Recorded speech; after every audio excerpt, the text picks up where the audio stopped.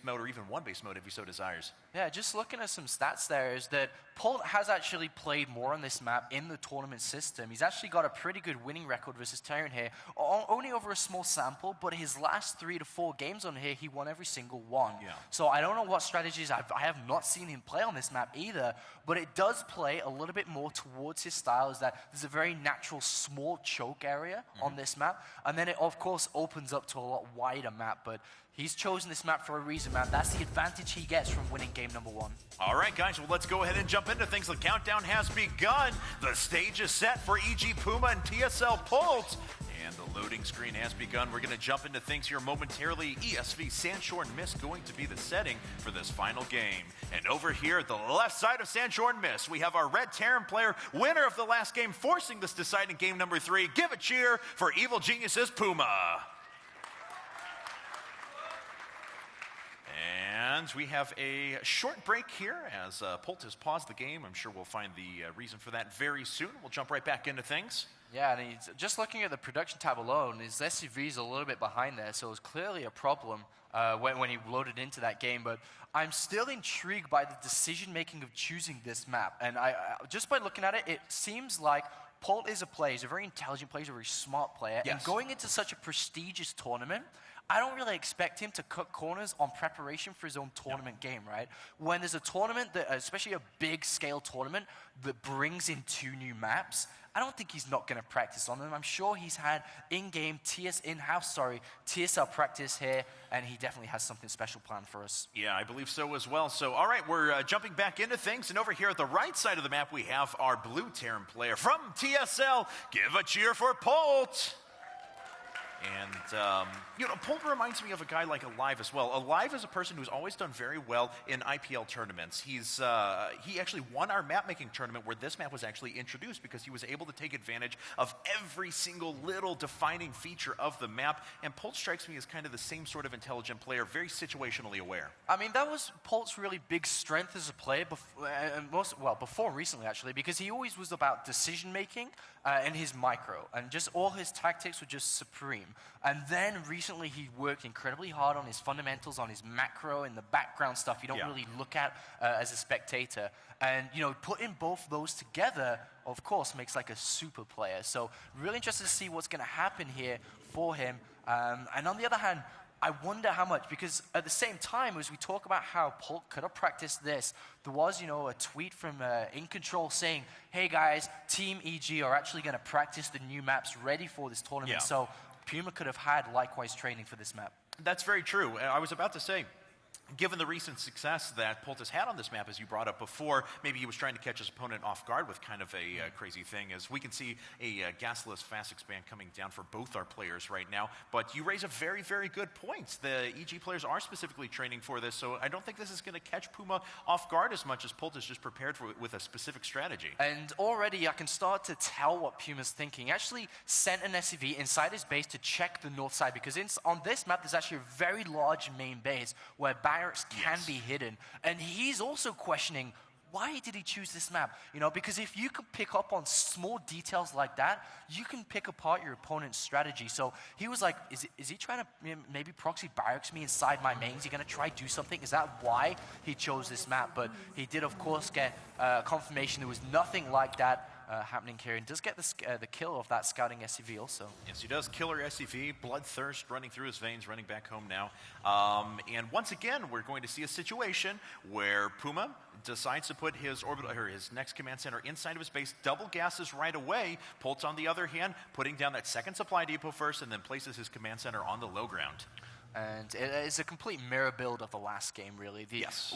Polt does have an advantage, though, because of that. Of course, on the natural ground, he's able to just saturate and start mining from that natural a lot faster, of course. But we do have the double gases coming down again immediately, instead of saving up to add on additional barracks or something. So he can, of course, as soon as he hits 100 gas, throw down the factory. I wonder if he'll decide to go on a safer route, whether it be a tank Viking opening, whether it be a Banshee, or potentially even Hellion drop opening, as that, of course, on this map especially, because there's that lower ground inside the main base, it's that mid-tier level where both players should actually be building supply depots there, to be honest, to make sure that nothing is actually dropped there, anything seen. And you can already see Marines are already situated here. That's a very nice entry for Reapers as 2 to enter as surprise. Yep, the helicopter landing pad, as we've termed it at IPL, but you're absolutely right. And we've seen some attacks, some actually creative uses of that, not just attacks that hit and try to make their way up that. We've also seen players actually high-tech there, because then it's out of scan range as well. So certainly a lot of different opportunities with that location.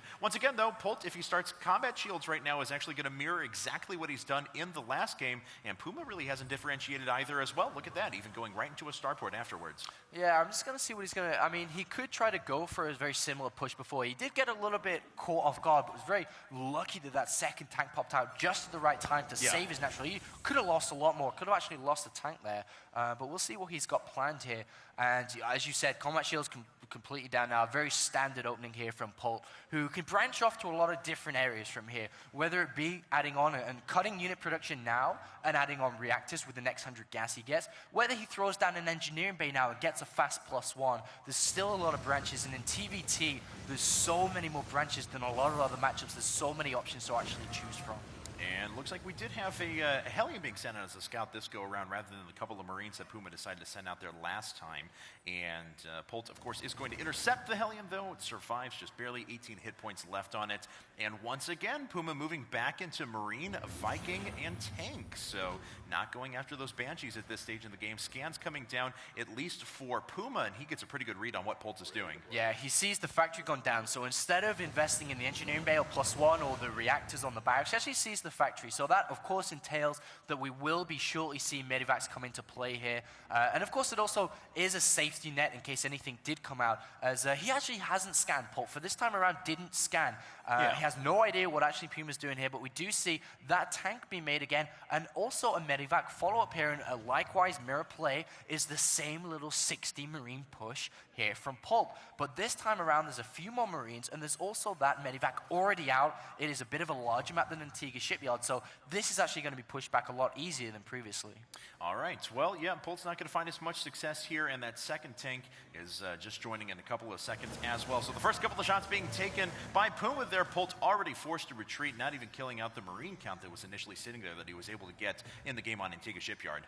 And Polt throws down both double gases on the natural now, as he knows that if he wants to keep up medivac production and he also wants to get an upgrade, he currently doesn't have enough gas. Of course, he's got the engineering bay down more of a safety net rather than the +1, as he wants the next 200 gas, of course, for double medivacs here. But here's this little push, which is actually the intention of PuMa on Antigua, but never actually got there because he lost all the Marines instead. And he does have that Viking to spot, to also, see everything here and see where he can enter. There is the supply depot on the low ground. We talked about it as well, but that's going to be a very easy target here. But he does have siege mode as well, remember, so let's see what PuMa can do. All right, well, he's going to start sieging up here underneath the low ground. The supply depot is not long for this world. Polt actually undeciding if he wants to move into the main or if he wants to try and flank these forces around the side. He is going to catch the bunker before it goes up, even kills it, not canceled as a matter of fact. But the tanks are slowly sieging themselves up and moving back, so it's going to be very difficult to assault that position. Very nervous little situation and position here for PuMa, because Stim is about to finish. It's about 30 seconds away. He has 30 seconds more time to do damage with. Another supply depot does go down. Viking, of course, is still spawning. Behind this, he is expanding, so he doesn't really... He can't just lose these units. These tanks and Marines, he actually can't lose them because he'll just die to a counterattack. It's simple as that, as now the first few medivacs are out. So he's got to be so careful. If he stays around, he is risking. Does he gamble? We are in Las Vegas, of course. Does he gamble, stick around for longer, try to do more damage, or does he retreat back? Because, of course, Polt's going to try to stop this. Oh, of course, yeah. And he's going to start shifting over his bio units right now. And, of course, it's a very long walk distance to try and shift them around the bottom and flank those tanks. So he's just going to move right up. PuMa trying to do some economic damage right now. Polt already with a few units in position, but PuMa's just waiting to pull back and move into that tank line. Looks like Polt is aware of that, though, and he is not going to take the bait. That's actually a beautiful position there for those two tanks. I mean, imagine if the Marines try to walk from the lower ground. They have a little ramp to kind of mess around with, and I think now that he's satisfied with the damage he's done, the units, and the pressure he's created here, and is now just going to retreat back. He does have that third command center, remember, and it's so much further ahead than Polt's. And we also now just have a Bunkers who's definitely just going to sit back now, and now defending against this inevitable push. The big decision and question is, is he going to drop in the main here? Because he does have map control again. There's nothing really scouting here. There is a turret been put down, and PuMa is aware of this. He knows this could potentially come. There's no stim, there's no combat shields again. This is the opportunity that Polt needs and can jump on here. Now, Polt is producing another command center right now. Has PuMa already finished one up? Oh, actually, there's a big stim, and a couple of units getting picked off by siege tanks outside, so Polt not able to make his way in quite yet.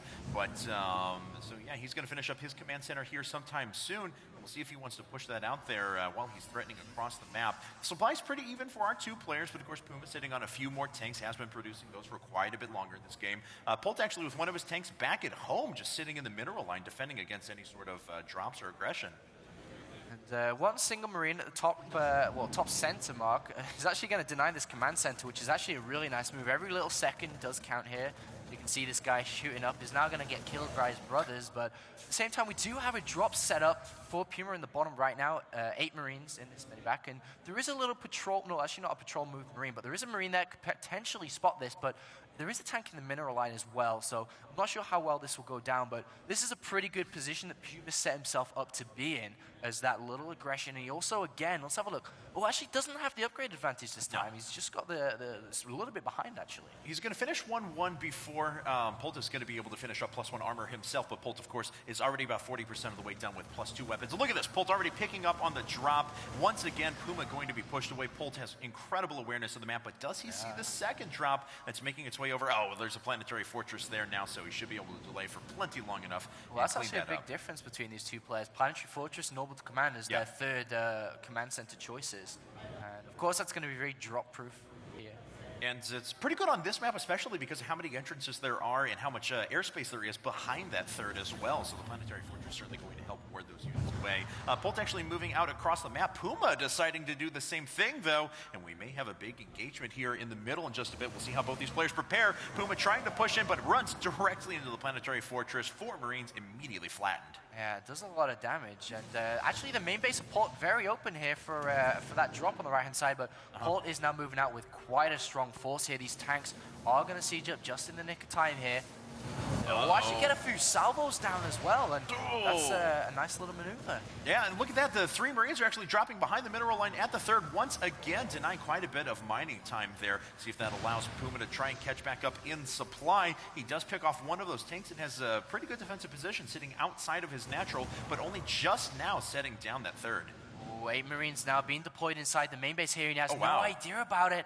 And there is no tank in the middle line. These can actually stim in and do considerable amounts of damage here. Let's see if he decides to pick off reactors, if he's going to go after production structures, what he's going to prioritize. Now finally making his way into the mineral line. As we can see, a lot of SCVs are going to go down. Polt trying to pull some units back, though.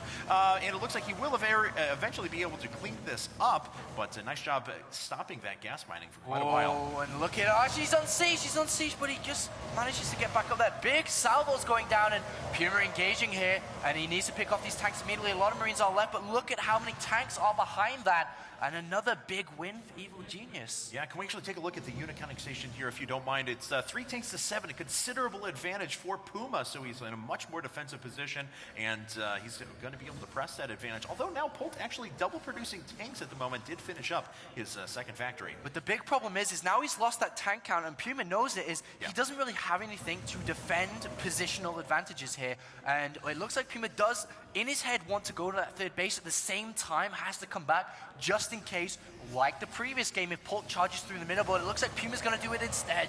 Yeah, he's just going to go for it, and Polt is sieged up, but of course on an inferior tank number. Can he pull back inside of this? Polt with a ton of units left over. He's going to clean up the tanks for PuMa and start pushing this army back. Ooh, that was actually pretty bad for him to go in there, of course. Loses a lot of units and now going to lose a lot of medivacs. And now that tank advantage is clearly out the window. 107 supply versus 153. And that's the reason why you don't really just want to stim into siege tanks there. There were, not that many tanks, but still, they're going to do damage to these Marines, and now PuMa is on the back foot. Yeah, and now Polt just slowly rolling up with the siege tanks, threatening his opponent's position, equalizing that tank number, and starting to pull ahead with his double factories. His upgrades are coming along as well, as +3 weapons is going to finish up momentarily. These 2 Marines are on a suicide mission over at Polt's third, cleaned up by that planetary fortress. No, this orbital command of PuMa is in big trouble now, because these tanks and Marines are actually holding holding the reinforcements from getting there. And this orbital command and these SCVs are going to go down very shortly. A good little run-in with Marines there, but the 2 tanks at the back are going to aid and help this out so much. Look at that. Yeah, it looks like 1 tank may go down. No, actually cleaning up the last Marine before that happens. This base is going to fall. A 70 supply advantage now for Polt. And the guy who actually had a worse overall TVT rating looks like he may be able to steal the win in this set from EG PuMa. Oh, it looks very much so like that's going to happen right now. Look at the supply difference, so incredibly large. And he's just got this little containment on the natural on the 3rd base. It's going to be very hard for him to break out from here. It looks like he's going to try one-ditch effort. There's even Marines in a medivac, the worst-case scenario. Yeah, absolutely, trying to drop those units down, but there's the GG. Polt takes the set. He goes up 1-0 in Group C. And there we have it, guys. So our first match of this group is finished. PuMa down 0-1 in this group so far, but now in comes MC. And look how devastated he looks there. Once again, his head low, and I mean, positional advantages, that's TVT. I mean, it's like equal, then caught out of position, you know, completely gone. And in a mirror matchup, it's so incredibly difficult to regain losses compared to other matchups. As, of course, both players with the same unit production, the same, you know, overall composition as well. And once you lose a little bit, it starts to fall downhill, especially at this level of play, where players just aren't going to drop the ball if they have an advantage. No, they just won't make mistakes like that. So, but you know what? Actually, kind of interestingly enough, in the first 2 games here, we saw a kind of a crazy situation where the opposite player that won the game had a big advantage carrying it into it. Just a couple of slip-ups allowed the other player to take a big lead. So that is it for that set. PuMa looks devastated, actually. Bad for him, but hopefully he'll be able to rally himself quickly, because he is going to be up next against none other than SKMC. Oh man, it's like the rematch from the Intel Extreme Masters World Championship. This time, not much momentum behind PuMa. I mean, he had a fantastic run there, but still wasn't able to beat MC. And he definitely needs to take a few minutes, take a bit of water, because MC is definitely looking to take this map and this series, sorry. Yeah, and it looks like, guys, we're going to run to a quick commercial break, but when we come back, a great TVP on our hands as EG PuMa is going to go up against SKMC. Something revolutionary has arrived. The new standard in graphics from AMD is here, redefining virtually everything that came before.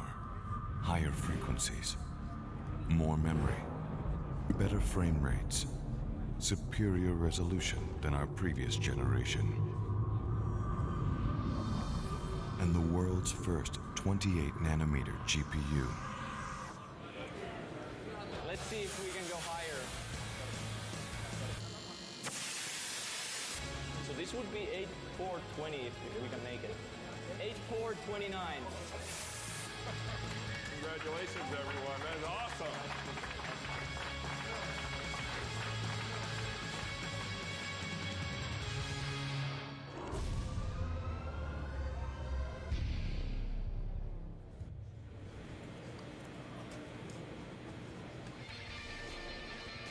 Get brilliant HD with AMD A-Series APUs at www.amd.com/vision.